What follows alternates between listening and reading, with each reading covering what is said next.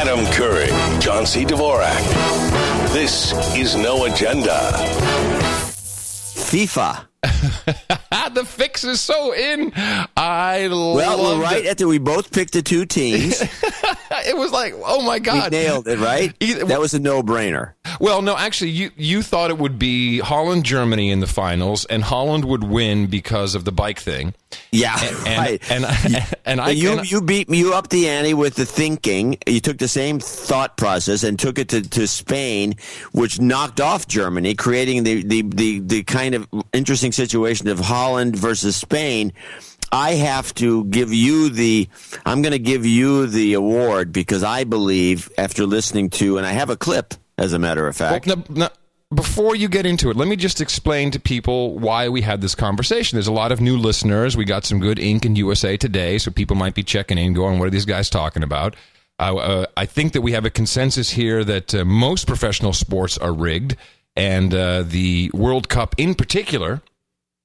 And that I said Spain would have to win because the country is on the verge of rioting. There's historical documentation of countries winning that were on the verge of very bad times and the slaves revolting.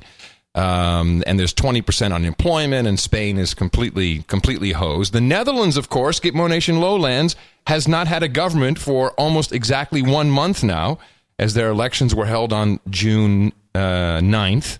So, they could use a little bit. And Germany, I think Germany's strong. They really don't need to win at all. They don't need any help. I will point out, the elites always like to laugh at us, John, when they put these things together, these rigged competitions. Do you know that in the Dutch national anthem, I believe the actual first verse goes, Wilhelmus of Nassau, am I of German blood?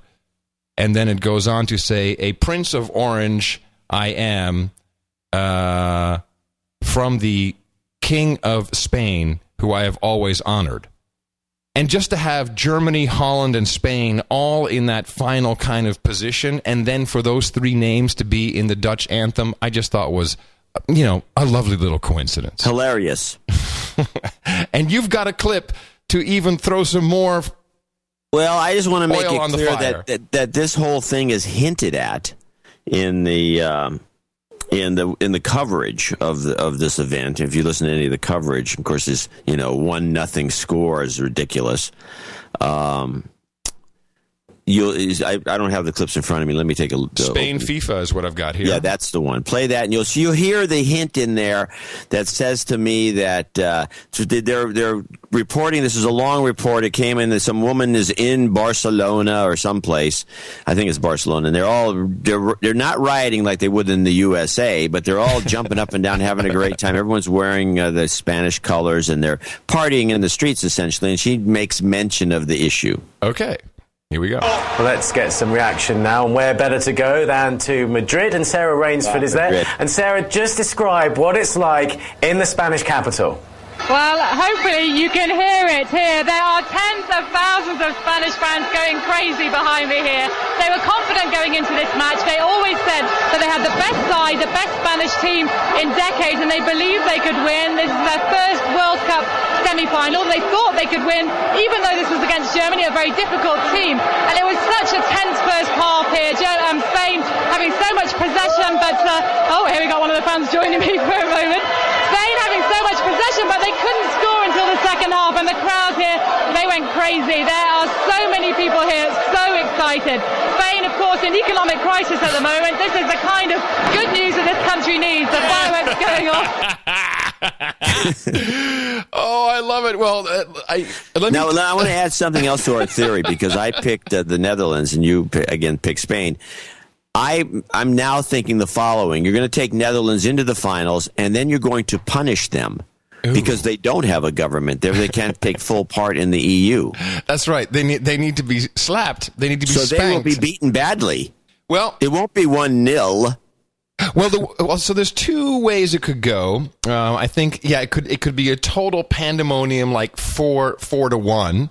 And by the way, for a number of reasons, I wish Holland would win, but that's not what this program is about.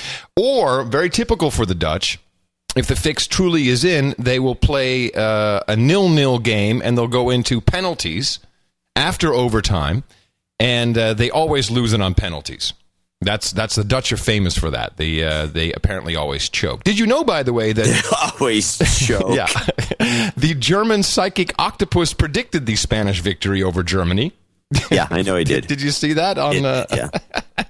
There's some octopus, and they throw like a couple of clams in there, and then Yeah, it's picked every game so far. Producer Trey sent me a note. He said, "Hey, I guarantee you the fix is in for Spain to win the World Cup." This is something we missed, John. He said, "I knew it at the beginning of their match against Argentina during the coin flip. Apparently, the referee flipped the coin in the air, caught it with one hand, slapped it on the back of the other hand. He lifted his hand to peek at the coin, and then it accidentally fell on the ground. He grinned sheepishly, bent over to retrieve it, and then pointed at the Spanish player." I mean, if that had happened at an American football game, wow, the fans would have been on the field. They would have killed the guy. They would have been on the field. You can't drop the toss and then point at the guy and say, "You go." Oh, man. Well, the thing is, I mean, the two best teams, everybody, according to all the experts, and I'm not a big soccer expert. Argentina for sure, and Brazil. Argentina and Brazil were the two teams expected to play in the finals because they're the two best teams in the world, and they both lost to these European teams, and the whole thing is sketchy. Yeah. But this thing about, let's get Spain to keep from revolting. It's too obvious. I mean, the Dutch can lose this game, and it's not going to mean that much. They're not going to protest. They're all completely subservient.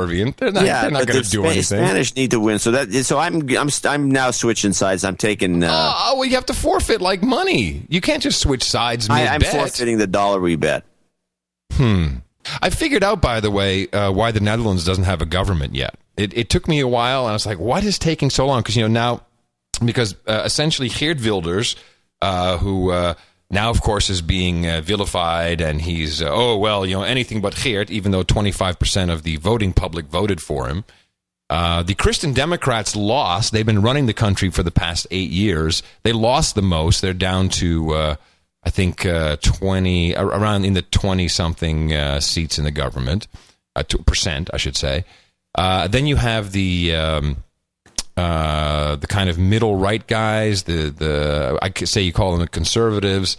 They came out the winners along with Labour. So of course you've got the conservative and let's just call it Labour, kind of right and left, and how are they going to work together?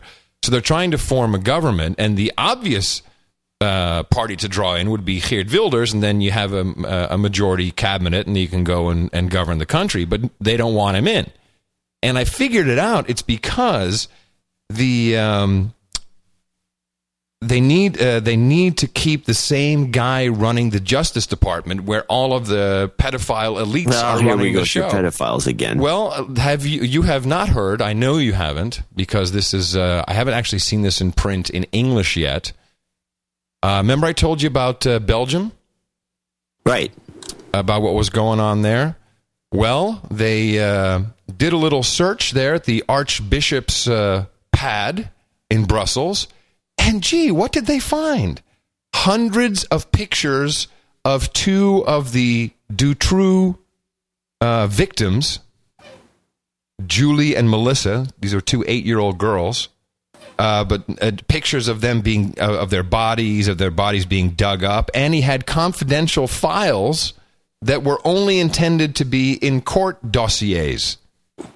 So the Archbishop is in deep, deep, deep trouble, as is, I would have to say, the Pope. Who, remember, the Pope came out and said, "Oh, this is wrong. You shouldn't do this. This is not humane. You can't just go and search somebody's house like this." And they find all of this evidence in the Dutroux. You've got to Google that, Dutroux, which of course is part of the huge pedophile ring rampant across Europe and God knows how far. And I just want to say I called that one, and it's just sickening.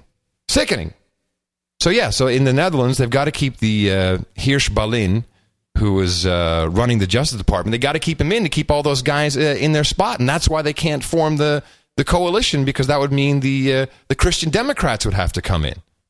It's crazy. Adam Curry, John C. Dvorak. This is No Agenda.